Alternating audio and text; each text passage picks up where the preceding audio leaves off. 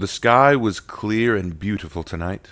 The moon, a giant white and glowing orb that illuminated the night sky, dimming even the stars with its brilliance. Faint blue light cast an ephemeral glow about that made the lingering mists beyond the city walls look both beckoning and foreboding. One might walk into their cool embrace and never emerge in the shroud they produced. It was a night of untold beauty, wonder, but also trepidation. It was this night in which the Fae danced and made merry, and of course it was the perfect night for their queen to emerge. "How goes the watch?" a voice called. A captain nearly jumped as he spun around to see a lawbringer approaching him. Tall and imposing, his cape fluttering behind him, his helm was off, showing short, dark brown hair and dark eyes the color of a murky swamp. He had a single cool scar that ran just under his eye to his nose.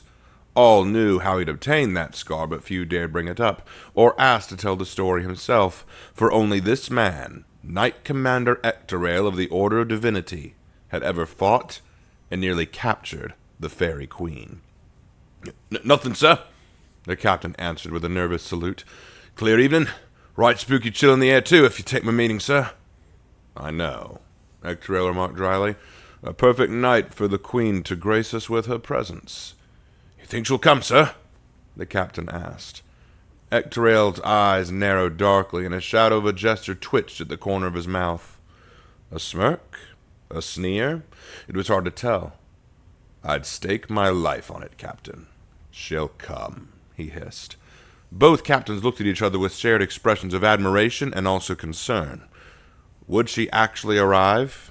Ectorail thought so, but if she did, would they be enough to stop her? The Fairy Queen was, in truth, not a real fae, but a mortal woman. At least, that's what the authorities said. She had first emerged some 4 years ago as a thief and vigilante, appearing and stealing treasures of gold right out from under the very noses of Vikings, samurai, and knights alike. She was as efficient as she was deadly, though, and few ever lived to tell who she really was or what she looked like. Those few that did live only claimed 3 things. She was a woman, she wore a white mask, and she was armed with a rapier of unquestioned quality, meaning she had at one point been one of the Virtuosa, and that alone caused a stir of resentment among the Ashfeldians. She had quickly become a notorious outlaw, stealing from whoever she pleased and killing any who got in her way. Some witnesses who claim to have seen her say they caught the silhouette of a beautiful maiden dancing across rooftops and alleys against the backdrop of a glorious moon, hence the nickname she acquired. Since few could even lay eyes on the Fairy Queen's face, let alone catch her, rumors began to spread that she was, in fact, a fae spirit taken human form. However, about 8 months ago, the Fairy Queen at last made a mistake. No one is sure how, but in the quiet city of Odamara, to the far west of Ashfeld, almost on the border of Heathmore itself, several witnesses saw her, and she was locked in combat with Ectorail himself. The two dueled on the cobblestone streets of the normally fair city. However, before the city guard could run to support the lawbringer, the Fairy Queen managed to produce a smoke bomb, not unlike those used by the samurai, and throw it down, allowing herself to disappear into the night. Ectorail, who had suffered a gash across his face, but nothing more serious than this, had cursed furiously at his having been thwarted. But he took solace in the fact that there was now a trail of blood she had left. One of his strikes had caught the fairy, so she was mortal at least, for she could bleed. He swore he would catch her, and he took off after her. Unfortunately, Ectorail would return the following morning empty-handed and distraught. But his determination to catch the fairy was undiminished. Since then, anywhere the Fairy Queen has struck, he has arrived to give chase and to catch her, and that was the purpose for his presence here tonight. Lord Ascar, the master of Gawain Fortress, had once been the treasurer and keeper of relics of Chimera during their wars against Horkos. Though Chimera was now a fraction of its former power, and all but destroyed thanks to the constant oppression of Horkos and now the Hatun, Ascar had remained diligent in his defense of the treasury. However, in this time of strife, Ectorail had warned Ascar that such a large sum of valuables would unquestionably attract the attention of the Fairy Queen, to which Ascar had scoffed and claimed, "I have no fear of a mere fairy, queen or otherwise." Knowing this would likely taunt and goad the quarry to action, Ectorail instructed the guards and knights of Gawain to prepare a trap for the Fairy Queen. Guards were stationed all about in key locations where she might enter, prepared and waiting. Asgar had not stopped Ectorael from taking these steps. If the lawbringer thought he could finally catch the elusive fairy in his fortress, then so be it. Let this fortress be the trap that would snare her for good. Ectorael now waited, and as he stood with the stoicism of a marble statue, the captains near him gulped nervously. Sir? Yes? Ectorael asked, not turning to look at the captain. You fought the Fairy Queen, yes? He asked. I did. Then, what can you tell us about her? He asked. Ectorael turned his gaze to the captain at last, his dark eyes taking him in, and the captain swiftly gulped and looked away. Forgive me, sir, but I just, wanted to know what, we should be on the lookout for. There was a long and very deep pause before he spoke again. She wears a white mask over her face, he finally answered, and she covers her blonde hair with a tricorn hat. She also dresses in a coat of some style that I believe is coated in a special dust meant to help sell the idea that she is in fact a fey creature. I remember some residue of it brushing off on my armor when we struggled. And yes, I can assure you she wields a rapier. Then it's true she's a virtuosa, the first captain cried. That is my assumption, Ectorael answered. The captains glanced at each other darkly. The virtuosa were not popular figures. Women who followed the example of a former Ashfeldian citizen named Ilaria, who was seen in the company of the dreaded Captain Colehart. These women forego allegiances to factions or uniformed groups, but rather serve their own interests, all while using the steel and technology of the knights to wage their personal battles. Annoying and arrogant, they behave in manners unbecoming of Ashfeldians, and the idea it was an Ashfeldian who inspired them all is even more distasteful. Even so, do not let assumptions affect your actions. Of course not, sir. We're very diligent, and we assure you that we— Shh! Ectorael suddenly silenced him with a wave of his hand, his eyes turning away fast towards his right. Did you hear that? The two captains fell silent and looked from one to the other. They hadn't heard anything, but Ectorael swiftly made his way towards the right to see what they could not. They followed him and looked, unsure what to expect. None breathed. None spoke. And then— There! Ectorael cried, pointing a large gauntleted hand towards the shadows of a small barrow. The captains strained to see, and then, as their eyes adjusted to the dim light, they saw something, a faint outline against the dusk, dark coloring of the barrow roofs and the luminous moon's glow. She stood upon the roof of a barrack building, her greaves perched on the edge of the wooden structure. She had a lithe and curved figure that was only thrown off slightly by the frame of a coat that held her body like mist.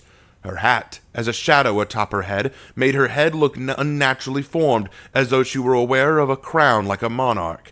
There was also a strange aura about her, a pinkish and white hue like faint mist that seemed to shimmer under the moonlight. She appeared as if a shadow of a legend, there, and yet so unbelievable one might think her a mere dream. It was, indeed, the Fairy Queen. "By God above! It's her!" the second captain cried. "What is that she carries?" the first asked. Upon closer inspection, there was something clutched in her right arm. It could not quite be made out in shape, and the shoulder cape she wore was slightly covering it, but one could just make out a glint of golden metal. "Sly thief," Ectorael snarled, bolting down the steps of the fortress. "Raise the alarm at once!" he shouted behind him. But he did not look back to see if the captains had done as he asked. Instead, he broke into a sprint, his armor clattering and crashing musically with each step he took. He looked up towards the roofs to see her, running as light as snowflakes upon the wind. She was a moonbeam itself, dancing on the night. And just over the gentle breeze of the wind, past his ear, Ectorael could hear laughter. She was laughing. He let out a grunt and forced himself to run faster, but then he had a thought. He turned sharply and made his way through an alternative alley. He would have her yet. The Fairy Queen slowed slightly when she no longer heard the sound of metal boots on cobblestone. She glanced back and could not see the Knight Commander. She frowned to herself in disappointment. Had he given up so easily? Well, where was the fun in that, she thought. She pouted and descended down off what appeared to be a blacksmith's forge shop. The sound of bells in the far distance told her the fortress was now aware of her theft. Perhaps the lawbringer had called the guard and told them what had happened. But then he'd just given up? She shrugged and strolled down the street until she came to the city exit, and she could safely glance at the bundle in her arms. She tutted to herself in disapproval. Merely a few crowns, a scepter, some gemstones that she'd managed to grab. It would do for maybe half a year, but she couldn't escape with more than this. The Knight Commander had planned his defenses well. She'd had few places to move and to escape. He'd made this a very difficult job for her. She'd have to try that fortress again sometime when he wasn't there. She redid the wrapping of her cape around the treasures, tipped her hat over her mask for further amenity, and then walked out of the city gates towards the open fields beyond, where the moonlit mist graced the ground with a gentle rolling beauty. And with a successful job done, the fairy queen would make her graceful exit. "Not even going to say goodbye, my queen?" She let out a squeak of surprise as she spun to see him there, the Knight Commander. He let his arms crossed, leaning against the city wall with a triumphant smirk, and she glared at him. "What the hell?" she snapped. "I thought I lost you, you old tin can." "Chasing a fairy in the moonlight is useless," he shrugged. "But if you know where the pixie flees to, you need not chase her. Simply wait for her to get there." She glared at him a long moment and gripped the treasure in her arm all the tighter. "Oh, come now. Know when to give up, won't you?" he chided. She snarled back and threw the treasure to the ground, but instead of surrendering, she went for her ornate sword, drawing it fast and prepared to fight. "I could say the same of you, Knight Commander." Ectoriel placed his hand on the halberd beside him and marched towards her slowly. "Do you remember the first time we did this? You couldn't land a single blow." "The scar on your face says otherwise," she mocked. Ectoriel's smile flickered. "Ah, thank you for the reminder. I had forgotten." "Oh, Commander, to think you would forget my gift so quickly. I'm going to cry." "Not so," Ectoriel laughed, lunging forward. "I think back to that night often, but it is not our fight that I remember." He swung his halberd and the queen dodged aside, but her mind was not on this attack. It, too, had rushed back to the night when they'd first crossed blades, and to all the years that led her to that and this moment. Her name was Madeline Defay. She was raised in a region of Ashfeld far to the northwest, in a city called Valpont de Soleil. It was a largely isolated place, far from the protection of the knightly orders, but also out of the way of the average raiding party. It was, in many ways, a backwater. This was reflected even in the language of the town. The core language of Ashfeld was Vulgate, and while the common folk could understand the fundamental language of the knights in the church, many commoners developed their own dialects and forms of the language. The city of Valpont du Soleil was called a francophone city, for their dialect was the form that carried traces of the Vulgate, but also incorporated other rules and forms not dissimilar from the ancient tribes of northern Ashfeld. As a child, Madeline had never seen a samurai or Viking before, though she'd seen the odd knight legion or two that passed by the town to collect the annual taxes. For a child so far from war and struggle, this allowed her to embrace other things, namely, the imagination. In the quiet evenings, her mother would tell her stories most beautiful and fantastical. She spoke of dragons, goblins, elves. She told of the fairyland, the land of the fae and the pixies, a place of endless bliss that beckons to children beyond the myths of Avalon. There the king and queen of the fae rule, and all mortal children are theirs to look after. She told her of adventurous knights who wandered into the lands of the fae and returned with either riches or curses, depending on their actions. She told of the Feast of the Fairy, where there is never an ending amount of food, and juices that taste of the finest wine. And for the children, who are polite and fair, they will always find their way to this banquet, where their appetites will always be satisfied. Madeline clung to every word. Even when she got older and knew it was all make-believe, she clung to these stories, for they were a gateway to her excited mind, and she longed to believe them, longed to believe in the impossible. But when she turned 15 years old, Madeline would see her first taste of the violent world beyond her home in the most horrid way imaginable, when a Viking mercenary group known as the Wolf Pack descended upon her city. As they attacked and the local knight garrison rushed to the defense, her mother had led her to the gates and ordered her to flee, to run to a city nearby with a larger legion and inform them of the attack. But above all else, she must survive. By whatever means, she must survive. Madeline did as her mother bid and took a horse, riding fast to a nearby city, and she informed the local lord of the danger, and he assured her that a legion would be dispatched immediately. But by the time they arrived, the city was in ruin, and there were few, if any, survivors. She stood upon the path to her once beautiful home, and she cried. She wailed to a sky that had no solace to offer, to a world with no mercy to extend. She cried for a beautiful past torn from her in favor of a horrid future. She cried, and she cried, and she cried. The Lord, one Elian Dorshal, took pity on Madeline and offered her sanctuary in his home, naming her his daughter.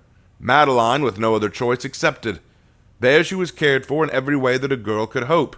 She had clothes, she had food, she had a roof. She was even educated in the more direct languages of the Knights, Vulgate, and Italian. Madeline had everything she would need, and yet her heart still felt the fiery burns of disdain. It was not Elian's fault her home was destroyed, and it was not Ashfeld's fault. It was the Vikings, the wolf pack, and they were still out there. They were still free. She had asked her adopted father often if he would hunt them down, but he always refused. The wolf pack, he would say, are a wandering mercenary company. Because they have no home in which they might entrap them, it would slip through the fingers of them quite often. Our only hope is to catch the wolf pack when they raid too close to our legions. I'm sorry, my dear, but to attempt to chase them down when we have no means of ensnaring them is impossible. Again, Madeline was smart enough to know he was telling the truth, but the truth is not comforting to a child in pain. Years passed, and when she turned 22, Madeline struck out on her own. If the knights could not hunt her enemy, then she would hunt it herself. She sought out Ilaria and the Virtuosa, the women who learn a unique method of combat alien to any other faction, and fight for their own glory and fame. She was accepted with open arms. However, Madeline held no loyalty or devotion to Ilaria, for Ilaria's only devotion was, in fact, to herself. Indeed, throughout the years of her training and study with the Virtuosa, Madeline got the distinct impression that the only reason Ilaria even formed the Virtuosa and trained them was merely because she enjoyed having devoted pupils to praise and admire her skill. So after 7 years learning under them, she finally struck out on her own to find, defeat, and punish the Wolfpack mercenaries. It took some time for Madeline to find the Wolfpack, but it didn't take her very long to realize that she was out of her league. Skilled she may be, but she was no match for a full mercenary band of Vikings by herself. In the dead of night she took stock of their numbers, their equipment, and their strength of arms. They numbered at least 300, and there were likely more soldiers among them than that. There were so many powerful and notorious faces among them, it was impossible to tell who was the ringleader. Even an attempted assassination might prove impossible. Feeling the weight of failure creeping up on her, Madeline began to give in to despair until she saw something deep within the bowels of the camp. A cage built of wood and timber, holding at least a dozen or so youths from Ashfeld, the Mire, or perhaps the Woolin, for Madeline it was impossible to tell the difference, and even some who appeared of Viking birth. They were huddled together, the older boys trying to keep the younger in the middle of their group. They ranged in age from about 10 to maybe 2 or 3. 3 of them were crying, and it stirred an anger in Madeline. Her own tears that soaked her cheeks because of these people, her own pain, all came welling up within her breast. She had been lucky enough to have Elian to take her in. But what of these children? Who did they have? What could they possibly look forward to but slavery or worse? And then a thought crossed her mind, a memory from long past, of sitting on her mother's lap and listening to the stories of a king and queen in a land far from here, to whom belong all children. In that instant she made a decision, and she donned a white mask as she slipped from her hiding place to ferry these children from their fate to the land of the fairies. When the children, wallowing in their prison, looked up to see their guards had collapsed dead, throats slit and chests punctured by sharp and thin blades, they would not look up to see the angry and furious glare of a Viking, but the grinning, masked face of the Fairy Queen. And her smile was infectious. Ectorail swung fast, and Madeline evaded, responding with a riposte that struck the armor of the lawbringer harmlessly. He shoved her aside and struck with the shaft of his weapon, forcing her back. She jumped away with the strike and performed a back handspring, using the spin to land a solid kick to Ectorail's chin. He stumbled but did not fall. She then thrust fast with her sword, and Ectorail hurled himself aside before it hit. He grabbed the back of her coat with his free gauntlet and threw her to the ground. With a cry, Madeline hit the earth and rolled again to her feet. She rushed up and struck at Ectorail's face, and he again sidestepped, but not before she changed the direction of her sword to strike at an exposed joint in her armor plating, piercing his shoulder. Ectorail grunted in pain at the sudden jab. Ugh! 1 point to me, I think, monsieur, she giggled. The laughter died fast, as suddenly she saw that Ectorel's axe was now at her ankle, hooking her foot and then yanking back, sending her sprawling. She then saw the point of the halberd aimed at her throat. 1 point to me, I think, ma chère, he countered. She glared at him in frustration as the point of his halberd slid slowly up to her nose. Do you yield, your highness? Don't be such an oaf, she snapped. I'm not the one laying in the grass, am I? He asked, confidence bubbling in his throat. And there it was, a moment of opportunity. With a sudden grin, Madeline kicked hard at the lawbringer's knee, causing him to gasp and stumble. She then slapped the halberd aside and swung her rapier up to point at his own throat. And now, their weapons were both in killing positions. The halberd was rubbing against her neck, and the rapier point was right at Ectorel's Adam's apple. One move from the other, one twitch, and the other would die. Ectorel knew this position well. They'd been in it before. That night he'd chased her. That night when they'd first fought under the moon. He hadn't even been after her that night. He had been chasing a little boy, a thief who had stolen apples from the marketplace, and just as he was about to grab the child, she had appeared and held him off to spare him. He didn't know why she had, but he knew who she was by her reputation alone. And they'd fought furiously then, and he'd held nothing back. He had struck her hard in the side with his blade, and she'd screamed before slashing across his face, leaving him with the scar. It was a meaningless injury, and when he'd seen her bloody trail, he'd chased her, finally finding her weak and injured outside the city, leaning against a tree and turning pale from blood loss. He had approached her to arrest her, when 4 children appeared, each different from the last. A small girl who appeared to be of samurai birth, a Valkenheim boy, if ever he'd seen one, with flaming red hair and freckles like a permanent blush on his cheeks, a meek little girl holding a small wooden sword who looked like a Wulin-born wretch, emaciated and starving though she was, and an Ashfeld teen of at least 13 years old, holding a sword too large for his body and shaking hands. They all stood between him and her, despite her ordering them to flee, to get away, to return home. Ectorel had stared at the sight in disbelief, in both revulsion and in awe. He took a single step forward to disarm the youth when the fairy queen, in a sudden and unexpected jerk, was on her feet, rapier in hand and blade pointed at his bleeding throat, and his own halberd was up, aimed at her neck. Just like then. Just like now. A standoff of blades. And Ectorel would say now the same words that he said back then. So, a draw, I think? Ectorel asked with a grin spreading across his features. Madeline's face suddenly burst into a wide, glowing smile as she lowered her rapier.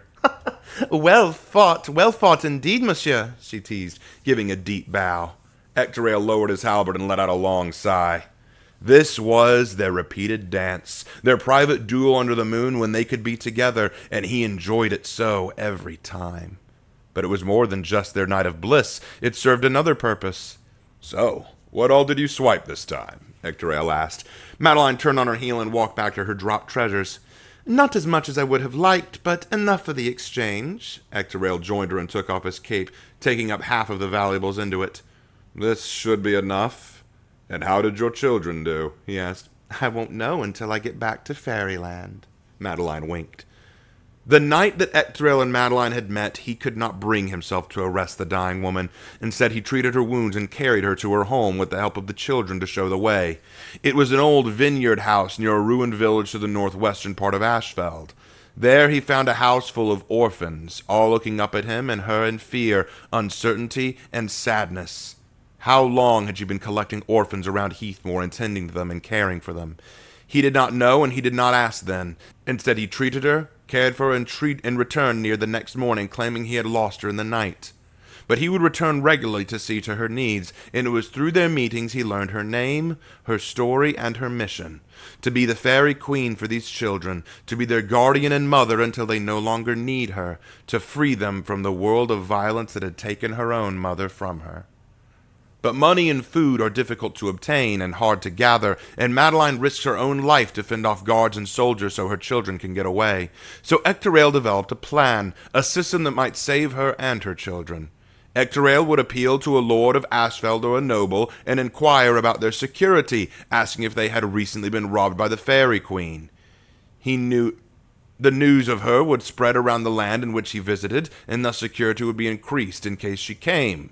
Ectorael would ensure she had some way to get in and out by leaving a specific exit or entrance free for her, but it was her responsibility to find the right ones.